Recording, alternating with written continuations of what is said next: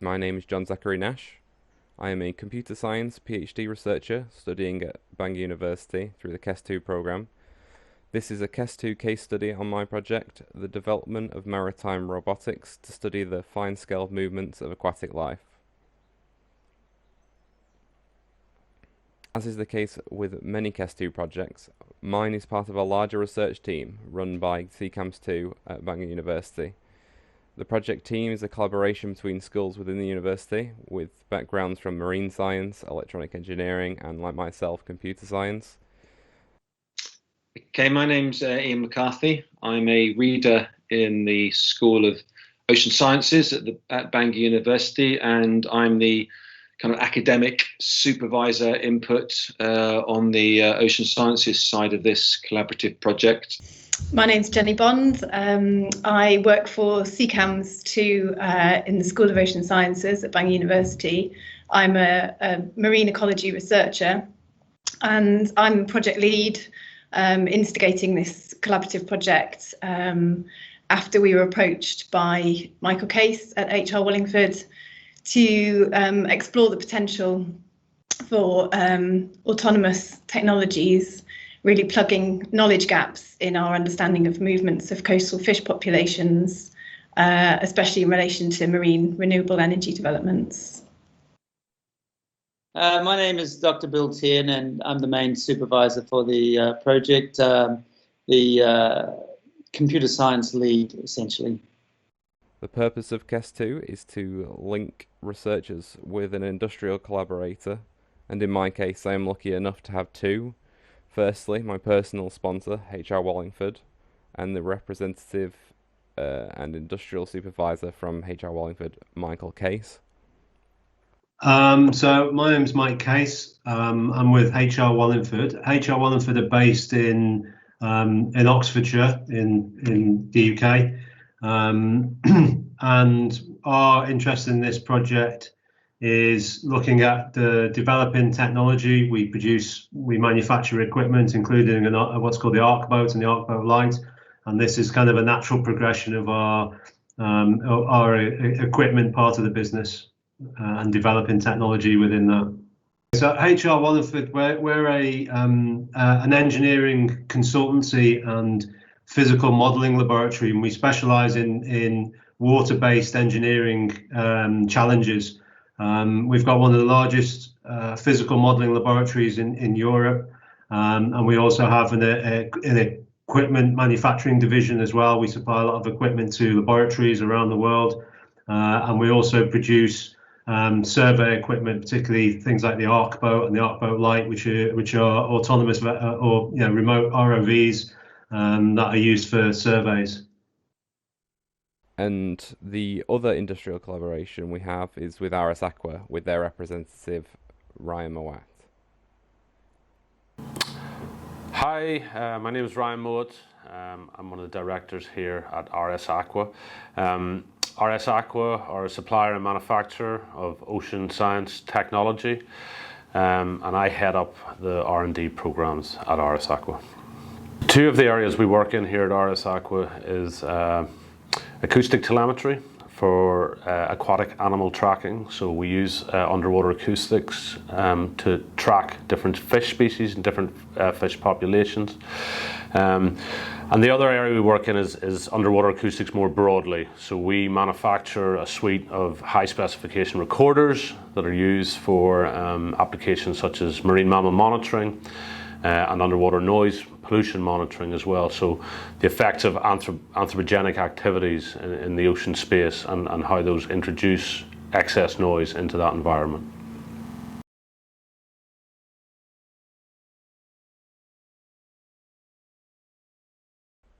I am researching the use of marine robotics to track migration patterns of fish. This is with the hope of assisting sustainable development and mitigating any impact on marine wildlife. As for methods, I'm currently developing an autonomous surface vehicle with acoustic sensors in order to track the fine-scale movements. Reactive AI uses the sensory data to autonomously track and follow migratory species to gain insight into these migration patterns.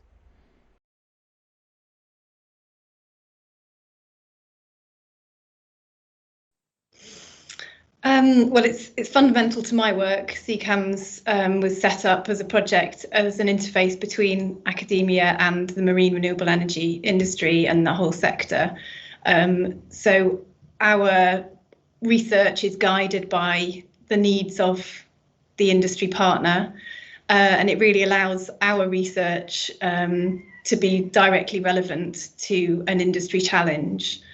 So I think it's all very well academics undertaking research and study, but if we can't apply it to real world issues and actually implement it through companies and industry bodies as a whole, then it has less power behind it, I guess. So it's really great to be able to develop relationships between academia and industry, and really as a powerhouse to get the research out into the real world.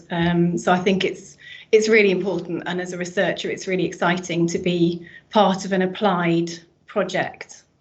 But I think I'd like to just make the point, the importance of collaboration between industry and universities, just on a much more broader level, is that, globally we are facing some serious problems with environmental change, with climate change. And I think as academics, there's a lot of research going on that's trying to solve the problems and to help us live a more sustainable life and to have less impact on the planet. And as academics, researchers, we can do research which can try and come up with solutions to those problems.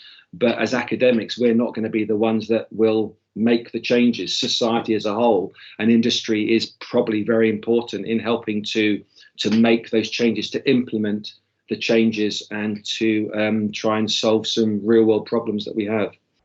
I think there are huge benefits to collaboration, both academic and industry based. I'm lucky enough to have a multi-school collaboration with ocean sciences and electronic engineering. This obviously has many benefits, but I think the industry partner collaboration is great for a multitude of reasons, both directly and indirectly. I think directly I have access to knowledge and equipment and advice and expertise that I normally don't think would be accessible. I also think that it allows me to pursue solutions for real world problems and hopefully to have a real world impact. But on an indirect or personal note, I think as an early career researcher, it's extremely beneficial. It has given me insight to the commercialization process and the industry state of the art. It allows me to network with possible future career prospects and future collaborations. Often gaps in the industry market correlate with gaps in scientific research, and I think a good knowledge of both can help provide research and products that are greatly desirable to both. Peter and his team at H R Wallingford, their work on the Arc boat is a fantastic innovation in the sector. A lot of their development time is directed towards improving their system and utilising the vehicle for its targeted uses. It's difficult to slow down that development in order to explore more research areas to which the platform could be applied. And I think that's where I come in, or an academic partnership would come in, because these partnerships allow for research that the company is interested in and want to complete, but they don't have to sacrifice any development time elsewhere. We H R Wallingford have got a long history of working with and collaborating with universities. We do a lot of internal research ourselves, but also we join and collaborate with universities on external research funding. So it's kind of part of this kind of research and collaboration is in our DNA really, and particularly for something which is kind of very early stage, almost a bit blue sky. The kind of doing the research with universities is a really good way of progressing and pushing forward technology. Whereas, on a company doing internal research in the company, it's harder to do over because it's just because of the amount of time it takes and the amount of resource it takes. So to be able to collaborate with universities and use all of that input and that knowledge within the universities and from the professors and the lecturers and so on, to push things forward is really, it's of great interest to us.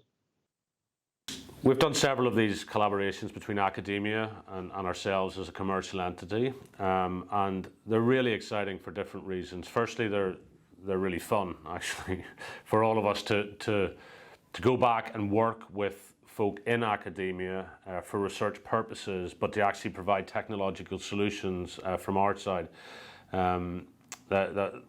Those are really nice projects to be involved in. It also keeps us very close to the science of the projects as well. We're all scientists by training, but we work in the commercial sector now, and to really keep to remain on the pulse of R&D that's going on in academia is really important for us, because it allows us to kind of look ahead and see what technological solutions we need to provide for the future for these different research areas. And from a commercial perspective, it allows us to develop new products. So we take the technologies we already have and we improve them, or we make them more versatile, or we integrate them, and those become new products to solve new challenges, provide new solutions for the ocean science sector more generally.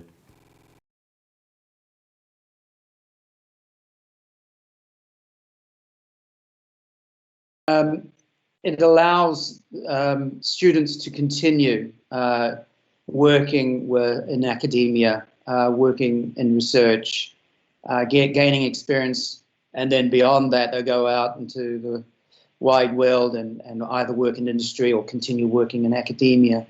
But it allows the students, it helps, supports them by providing a salary, supports them with equipment, training and travel, and often those students may not have the financial resources and other resources to, or the incentive to continue on sort of their journey in research. So I think that's probably the major benefit. But also there's the benefit transfer between and collaboration with industry as well.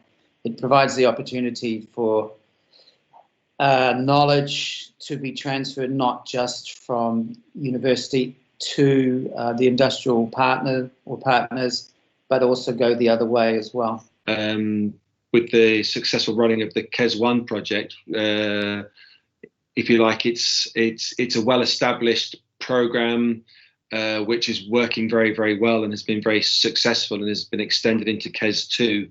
And I think it's a very good bridge between university academics and industrial partners for, if you like, seed corn starting research, which may then have greater spin-offs as a result of it. There may be, opportunities to then build on that research and go for kind of larger scale research, collaborative research projects.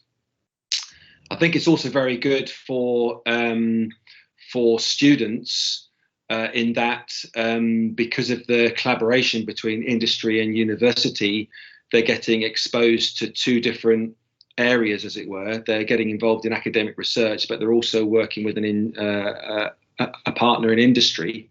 So they get to see the two approaches to solving the same problem.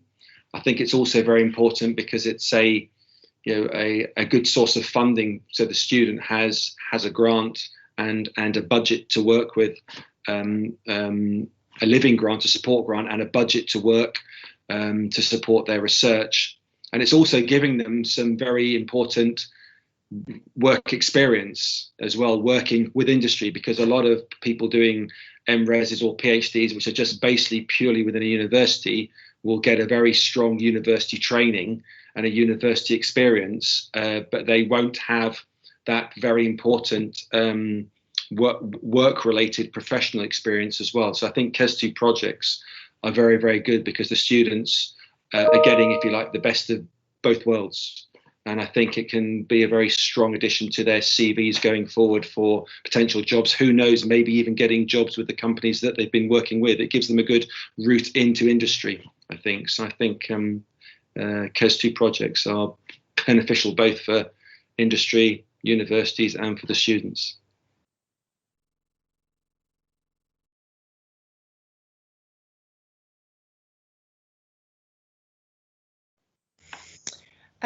Well, the project has been running for over a number of years now, so we've made some really good progress on simulating the autonomous behaviours and lots of the signal processing work in the background. We've run some trials and field trials for the ARC boat, and we're now at the stage where we can apply much more of the background development work that's been going on that Zach's been working so hard on. So we're at a really exciting stage in the project, and yeah, just really looking forward to the actual fish tagging stages, which is where I come in, and really see how the system responds to the behaviours that Zach's been developing in the autonomy side of things. I think the project has progressed well. It's gone through a very important and exciting developmental phase, trying to get all the electrics to work, to be able to pick up the acoustic signal, and then to be able to get the position of where the signal is coming from, to then control the movement of the boat. And that work's all been done in laboratory or kind of pond environments, and then it's moved into working in a local lake, and we're getting to the stage now where we're ready to put the vessel to sea to work in the marine environment. And we're getting very close to, for myself as a fish biologist, the most exciting bit, which is actually tagging some fish and then trying to track them. So I think after a lot of hard work by Zach with the industrial partners, we're getting to the stage where it's all coming together, and we're going to actually hopefully soon tag some fish and be able to track them at sea. So from that point of view, the project has progressed well. I think for Zach as well, from his kind of professional development and career development, it's worked well. He's managed to successfully write up and publish one paper so far, and we look forward to seeing further outputs from the PhD on that front as well. And I think that the next steps, I personally would like to see this as a way of we can build on the collaboration and look to see how we can, the next steps to successfully apply this tracking tool, because there's a lot of interesting research questions to look at the movement ecology of fish in estuaries, in coastal waters, in lakes, in fresh water. And I think this could be a very, very powerful tool for tracking movements of fish and understanding more about their ecology and their behaviour in the wild.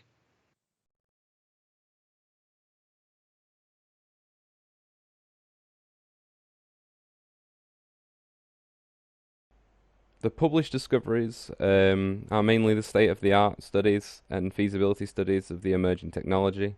Though in the next few weeks and months I'm hoping to publish developed open source packages for acoustic processing and localization. This should be useful for a wider scientific community, looking at acoustic tracking in general and not just in robotics. So we'll have multi-skill usage in the wider scientific community. As for the robotics and autonomy side, I think our work aims to be an improvement on the state of the art and aims to help a much wider industry than just robotics. The original plan for the project was to assist offshore sustainability developments in North Wales with both tidal lagoon power and offshore wind farms. But this work is also essential for the future of developing sustainable fisheries and combating overfishing.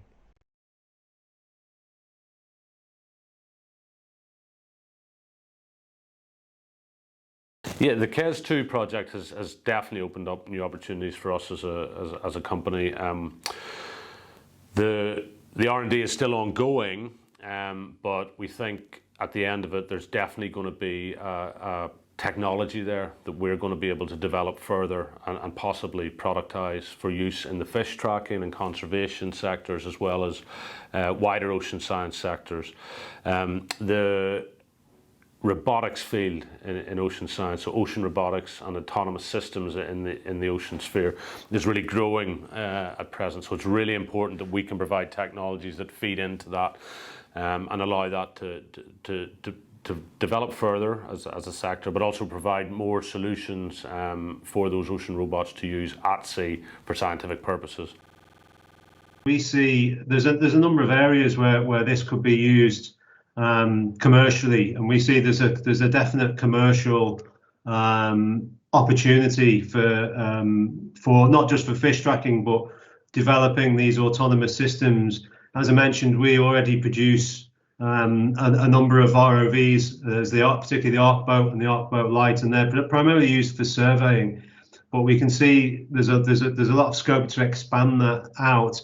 And if we can make them, at the moment they're basically remotely operated, so you have an operator on the shore operating them. But if we can make them remotely operated and we can get them to talk to each other, we can survey much larger areas, and we can make surveying much more efficient.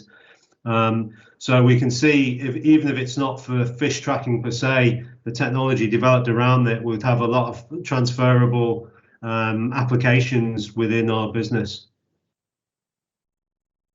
Yeah, so projects like this tend to throw up new challenges and make us aware of other questions we need to answer and other technological solutions that we can use in the space. And that's certainly been the case with this KESS2 project. We already have our sights on what the outcome of this project will be, but certainly we would like to take that further and develop the system itself and make it more applicable to other robotic systems in the space. So that's something that's developed directly as a result of the KESS2 project we're involved in now.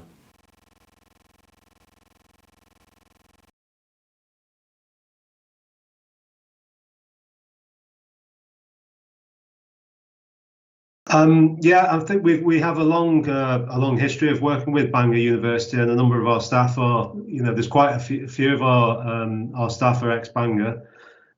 We've got, as well as this project, we've also got another student, PhD student through Bangor, I believe, working on CFD modelling.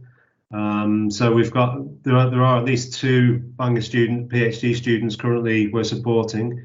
And I think, going forward, we'd just like to, we also always like to grow that relationship, and we find it very fruitful.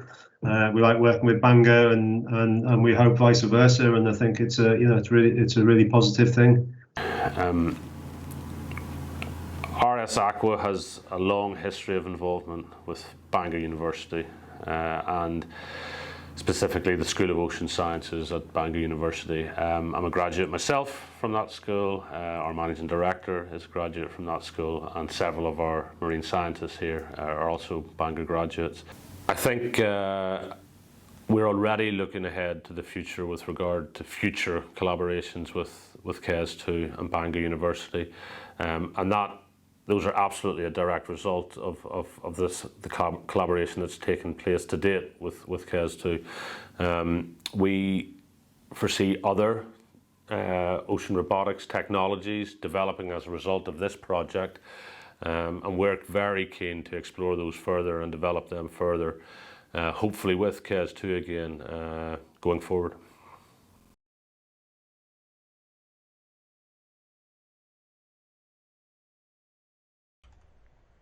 So finally, I think that links with H R Wallingford and RS Aqua are very strong when it comes to Bangor University, and collaborations will continue as everyone benefits from such a collaboration.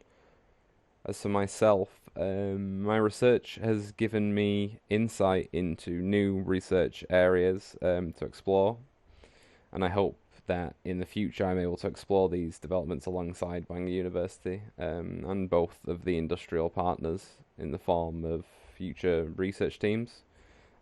There's a huge emergence in research-based technological developments in North Wales. I think that WEFO and the Welsh Government have done a fantastic job with providing support to this sort of development with things like KESS and things like MSpark. And I hope to contribute to driving that technological boom in the region in the future. Thank you.